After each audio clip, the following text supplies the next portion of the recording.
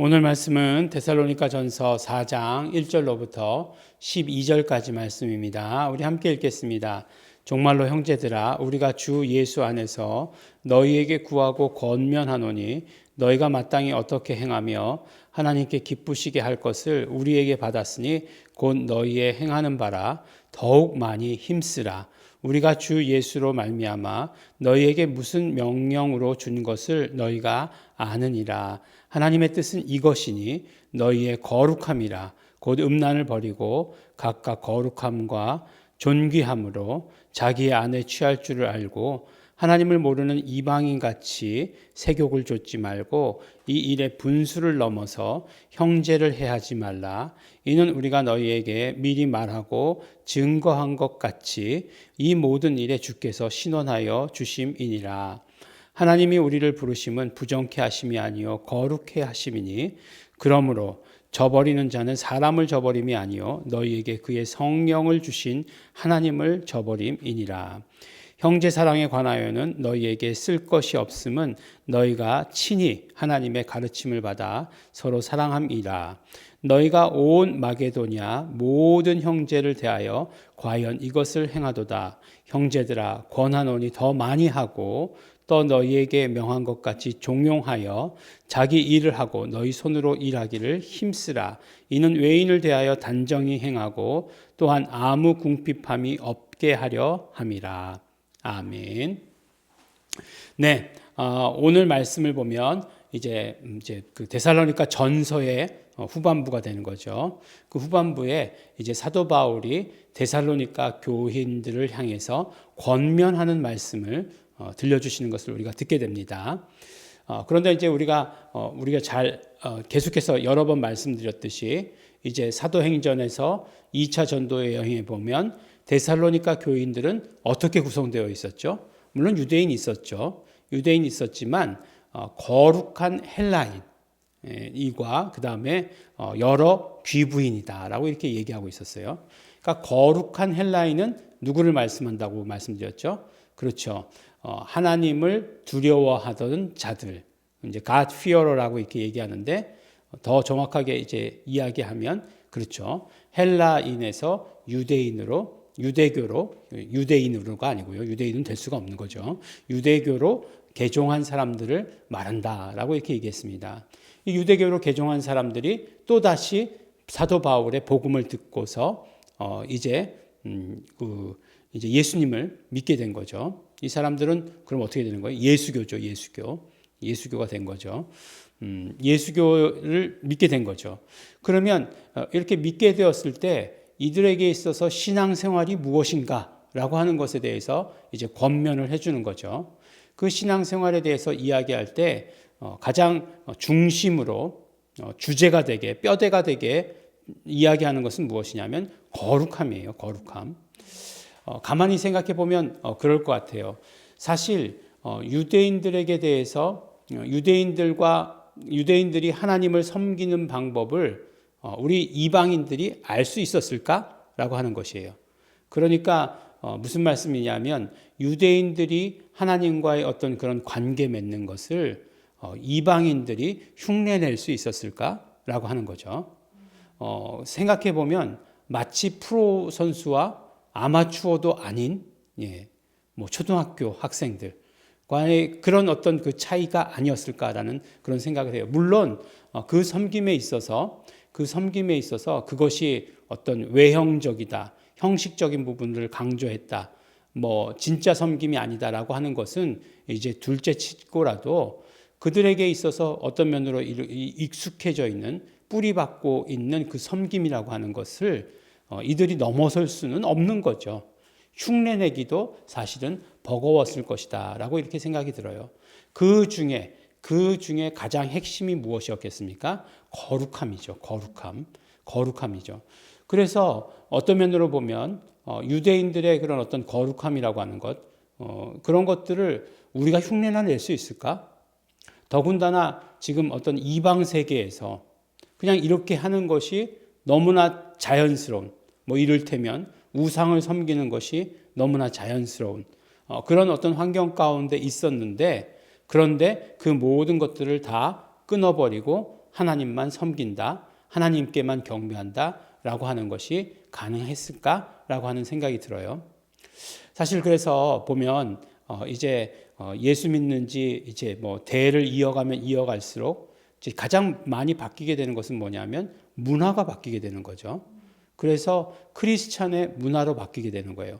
이거는 어떤 뭐 다른 어떤 것들을 뭐 이렇게 그래가지고 점점 꼰대가 되어간다 그런 의미가 아니에요. 뭐 보면은 1세대 이제 당대에서 예수님을 영접한 사람들, 이 사람들의 신앙이 굉장히 뜨겁죠. 굉장히 뜨겁습니다. 그런데 굉장히 많은 방해도 있어요. 그러니까 집안에서 자기만 믿는 사람이에요. 집안에서 자기만 믿는 사람이면 어떤 일이 일어나느냐? 예. 모든 문화는 다 세상 문화예요. 제사 지내고, 예. 그래서 뭐 모일 때도 결국 제사 때문에 모이는 거예요. 제사 때 모이는데 안 가면 큰일 나죠. 굉장히 뭐 형제들끼리 욕 듣기 쉽지 않습니까? 그래서 이제 뭐 가기는 가고 음식은 만들 때 나는 뒤에 서 있기만 한다라고 이렇게 이야기하지만 그것이 어떤 하나님의 절대적인 거룩함이라고 하는 것과 이렇게 어떤 그 비교해 봤을 때 한참 모자라는 거죠. 문화 자체가 바뀌어야 되는 것인데. 근데 점점 이제 세상이 이 크리스찬 문화가 세상에 영향을 주기보다 크리스찬의 문화가 세상에 영향을 받고 있다는 데에 대해서 굉장히 지금 어려운 일이죠. 근데 이제 하나님의 거룩함에 대해서 이제 사도 바울이 이야기하죠. 계속해서 너희에게 이야기했던 것이다. 물론 이 거룩함이라고 하는 것을 이야기할 때 가장 그 거룩함의 중심이 되는 것은 예수 피가 있겠죠. 예수의 피로 말미암아 우리는 씻음 받았으니까 그 씻음 받은 것이 가장 그 거룩함의 그 어떤 거룩함을 이루는 중심이 될 것이에요. 그래서 이들에게 있어서 유대인들의 법 가운데 정결의 법 같은 것들은 결국 씻음이잖아요. 그리고 이들이 매년 대속죄일을 가졌던 것들, 이런 것들은 뭐예요? 하나님 앞에서 정결하게 하기 위함이잖아요. 죄의 문제에 대해서 또 모든 어떤 삶에 대해서 정결하게 하기 위함이었잖아요. 그래서 그런 어떤 하나님을 섬기는 법, 예식들, 뭐 안식일, 뭐 이런 것들이 있었던 것이잖아요. 그런데 이제 이 모든 것들을 다 아우르는, 다 덮을 수 있는 것들이 무엇이었냐? 예수의 피죠. 예수의 피로 말미암아 우리가 이제 영적인 것까지도 깨끗하게 되었죠. 그래서 우리에게 있어서는 그러한 우월함이 있습니다. 그럼에도 불구하고 중요한 것은 무엇이냐면 이 땅에 우리는 삶을 살아갈 때에 거룩한 삶을 유지할 수 있어야 된다는 거예요. 그래서 거룩함은 뭐 자기 아내를 거룩함과 존귀함으로 각각 자기의 아내를 취할 줄 알고, 여기서 어떤 그런 어떤 성적인 부부관계에 있어서의 부정이 있어서는 안 된다는 거죠. 그 다음에 뭐 또 그 마찬가지예요. 성적인 얘기예요. 세교기고 그 다음에 형제를 해하지 말고 관계에 대한 문제죠.